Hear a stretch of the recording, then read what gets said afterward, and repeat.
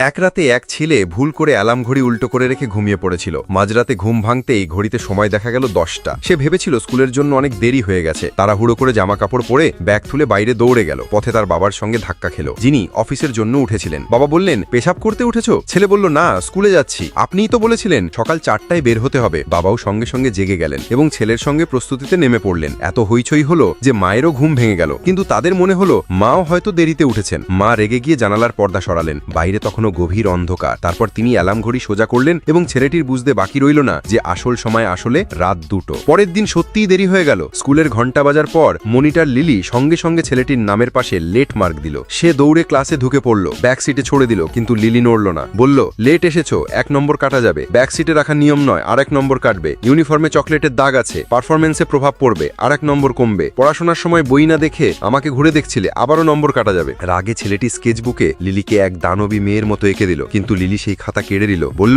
ও আমাকে ডাইনি বানিয়ে দিয়েছো, অসভ্য, আর 1 নম্বর কাটা যাবে। ছেলে বলল, আমার খাতা ফেরত দাও, আমি কাউকে বিরক্ত করছি না। লিলি বলল, পড়াশোনায় মনোযোগ না দেওয়াই সবচেয়ে বড় ভুল। যতদিন আমি মনিটর, আমার কথাই মানতে হবে। ছেলেটির আগে প্রায় কেঁদে ফেলল। স্কুল শেষে লিলি দেখল ছেলেটির বাবা তাকে নিতে সাইকেল নিয়ে এসেছেন। সে তাদের গভীরভাবে লক্ষ্য করল। পরের দিন অ্যালার্ম বাজতেই মা বাবার ঘুম ভাঙল। হল ঘরে গিয়ে দেখল ডজন খানেক অ্যালার্ম একসঙ্গে বাজছে। সবগুলো বন্ধ করতে আধ ঘন্টা লেগে গেল। তখন ছেলে বেরিয়ে এলো, বলল, কি করি বলুন, ভয় লাগে, আবার যদি দেরি হয়ে যায়, তাই এত অ্যালার্ম সেট করেছি। কিন্তু এবার সে সময় মতো ক্লাসে পৌঁছালো। সব বাচ্চা চমকে উঠল।